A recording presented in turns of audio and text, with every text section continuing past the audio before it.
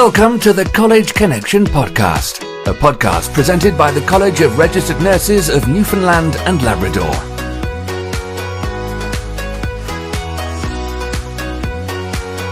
This is the College Connection podcast. Welcome to the College Connection podcast. The College Connection podcast is made available to registered nurses and nurse practitioners as a resource to promote good practice and to highlight the importance of regulation in healthcare. My name is Kelly Kane, and I'm a registered nurse and a nursing consultant with policy and practice at the college.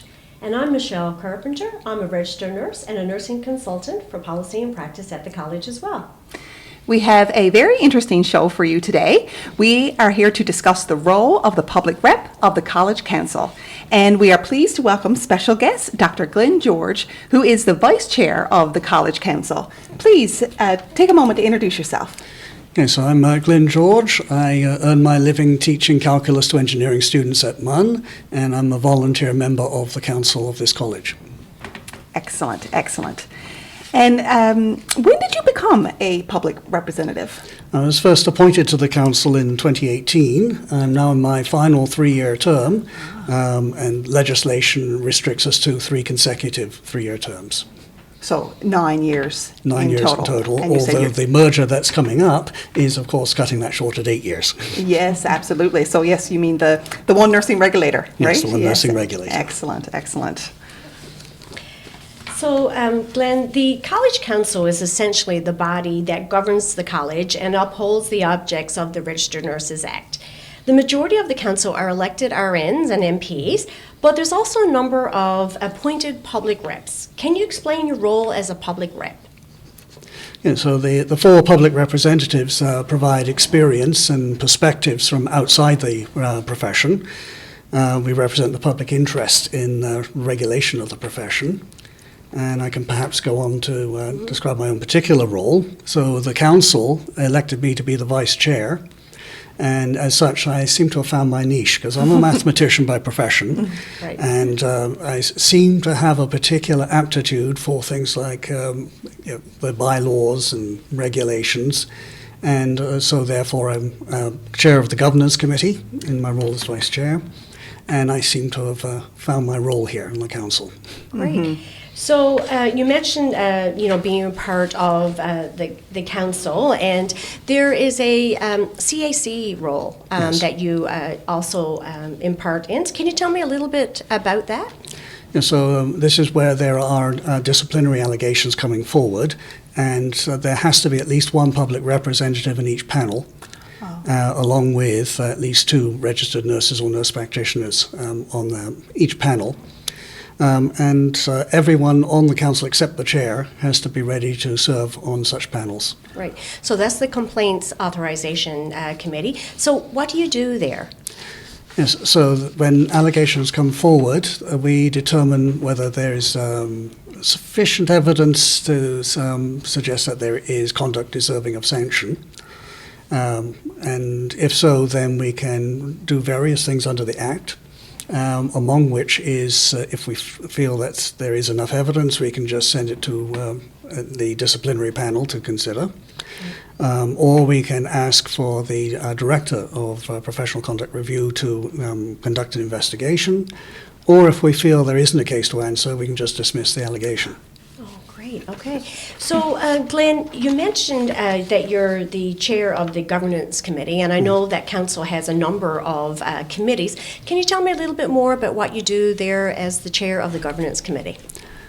Essentially just looking at the policies that the college has and how it meshes with the legislation, the Nurses Act and the regulations, making sure that everything is operating as it should.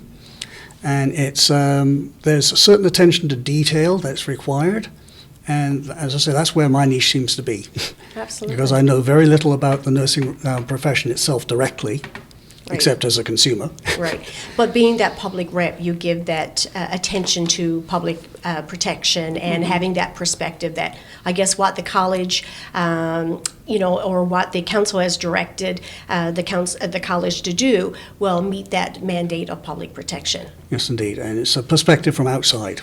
So Absolutely. I have, before I joined the council, I had very little direct knowledge of what the nursing profession was like or what the regulatory body was like. Right, right. Well, thank you for that. And Glyn, the appointment of the public rep is traditionally done by the provincial government, or in this case, the IAC, which stands for the Independent Appointments Committee. How did this process work for you? Well, in my case, I'd volunteered in the K-12 school system first. So for 25 years, I was either a member of a school board or a member of school council, and as a community representative in both cases. For school boards, it was a direct election, actually. Okay. But after 25 years, I thought, let's do something else. So I visited the website of the Independent Appointments Commission, looked at the various agencies and boards and commissions and regulatory bodies, and just expressed an interest in some of them. And then a few months later, the invitation came to join what was then the ARNNL Council. Right, exactly. Right. So being, I guess, it's not something that the college does to appoint. This has to go through government and through that IAC process. For this college, yes. For the new college, it's slightly different. But Yes, for the absolutely. current college, yes, it was the IAC or Public Appointments Commission. Yeah. Okay, great. Okay. Wonderful. So you submitted your CV to the IAC, and can you provide me an overview of your professional background that really provided you with those competencies to sit on this nursing regulator board? Yes, well, as I've mentioned, my career is as a mathematician. Absolutely. So I got my first degree in mathematics and a doctorate in astronomy in the United Kingdom, and then embarked on a teaching career in the higher education sector in mathematics, first in England and then in Bahrain in the Middle East. And for the past 36 years, I've been teaching calculus to engineering students at MUN. My teaching's been recognized by a few awards along the way, so obviously I'm doing something right. Absolutely. And at first sight, there's no intersection at all with the nursing profession, but I was volunteering to be a representative of the public interest. So I'd say my skill set is complementary to the skill set of the majority of council members. Okay, great. Tell me a little bit about some of the awards that you've won, Glyn. Okay, so I've had a faculty award for teaching, the university-wide award, again for teaching. In recent years, the engineering students have taken the initiative to establish awards for their professors. Oh, wow. So I've scooped up a few of those along the way. And the one I'm proudest of is honorary membership of PEG&L, which is the engineering regulator. Right. Absolutely. And I first learned about you from my daughter who Yes. went through engineering and said that you were a fabulous professor. So your Thank you. your reputation preceded you. So it was great to see you be a public rep here. That's Thank you. excellent. So looping back then, Glenn, when you applied to, when you put your name forward to the IAC, you weren't actually applying to sit on the CRNNL board, but you were selected to fill a vacancy. Yes. What was your level of knowledge with regards to nursing regulation at that time? Well, by that time I had a little bit of knowledge because my Faculty of Engineering appointed me to serve as their representative on Nursing's Faculty Council at MUN. Oh, okay. So I had a little bit of knowledge there of the RN side of things, Yes. but not much. Right. Just as sitting on the Faculty Council meetings. Yeah. And in fact, I wasn't even aware of the licensed practical nurse category. I just was not aware of it at the point when I was appointed to the ARNNL Council. Yes. And I didn't know that they had a separate regulatory body either. Yeah. That surprised me Yeah. when I came aboard. Right. And also the name association Yes. suggested advocacy in addition to the regulatory role. Right. And I learned the difference fairly quickly when I came aboard. Absolutely. Yeah. Absolutely. Glenn, so what would you say has been the most substantial decision or achievement by the College Council during your time on Council? Well, of course, most recently is the move towards a single nursing regulator, but and slightly before that is the inclusion of the registered psychiatric nurses. That's Yes, an initiative absolutely. long overdue in all of Eastern Canada. Right. But a bit further back than that is the streamlining of procedures to license the international nurses, and especially nurses who have been away from the profession for an extended period of time. It's now an easier process for them to get back into the profession. So that's something I feel is very good for the public interest. Absolutely, and I think what you're referring to there, so if a registered nurse was away for 5 years or more and they didn't have sufficient hours to reinstate their nursing license, those pathways are made a lot more easier right now for nurses to be able to get their license back. Absolutely. Yeah. It used to be a very arduous path, Yes. of essentially just recertifying from scratch. Yeah. Right, absolutely. And now it's a lot easier, the supervised practice. And Glyn, can you talk a little bit, I guess, being a self-regulated profession and self-regulated healthcare professionals, can you talk a little bit about the importance of self-regulation and what you've learned through your role on council? Well, it's a little bit like the medieval guilds in that sense. Okay. In that the profession knows how to promote the profession properly and to keep it regulated so that good practices are encouraged and bad practices are stopped. Mm-hmm.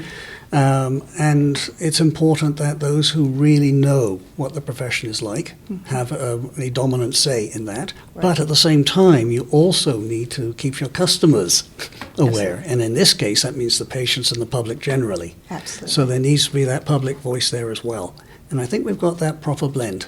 Okay, that's really good. So I guess, alluding to as a self-regulated professional, you are, the RNs and MPs are accountable and responsible for the care that they provide, and knowing what the standards are, knowing what their regulatory requirements are, but also knowing what the employer policies are and what legislation applies to their practice. So, being a part of the board kind of provides that oversight and ensuring that, people have putting the processes in that RNs and MPs have a license to practice, they're participating in their, continuing competency program, but also that duty to report too when there's potential conduct deserving a sanction as well.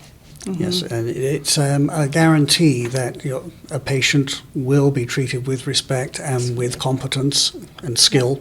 Right, absolutely. And I guess having that protected title of RN and MP is that insurance to the public that you're going to provide you're going to receive safe, competent, compassionate, and ethical care from that practitioner as well as a part of that self-regulation. Yes, and my students are aiming to become professional engineers, so there's a Absolutely. similar duty to serve the public well. And engineering is another self-regulated profession, Absolutely. which also has members of the public on their council. Oh, Yeah. very good. Interesting. Yeah. Yeah. So, Glyn, to conclude today, if there was anyone in our listening audience or watching this and wants to put their name forward to IAC, what would you tell them is the value of public representation? Well, I've certainly learned a lot. I've learned about a profession about which I knew very little before.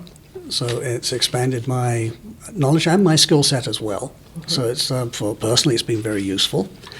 I've got a perspective and insights on a profession completely outside my own. I had no direct interaction with the healthcare system before this. Absolutely. And volunteering as a public representative helps to focus the council on its mandate, which you've mentioned before on public protection, enhancing the trust of the public. But for me personally, this volunteering, as was the case with the K-12 school system earlier, has been very fulfilling, and I'm looking forward to the next stage, whatever it may be. Absolutely. Excellent. Well, thanks so much, Glyn, for this interesting conversation. It's been very enlightening to have more information about the role of a public rep in the College Council. And that concludes our episode of the role of the public rep of the College Council. Thanks to our listeners as well. Remember, all episodes of this podcast can be put towards their continuing competency requirements. And also remember to subscribe to our channel, and we encourage you to like, review, and leave a comment when you can. Thanks, everyone. Thanks, Thank you. guys. Thanks, Glyn. This has been a presentation of the College of Registered Nurses of Newfoundland and Labrador.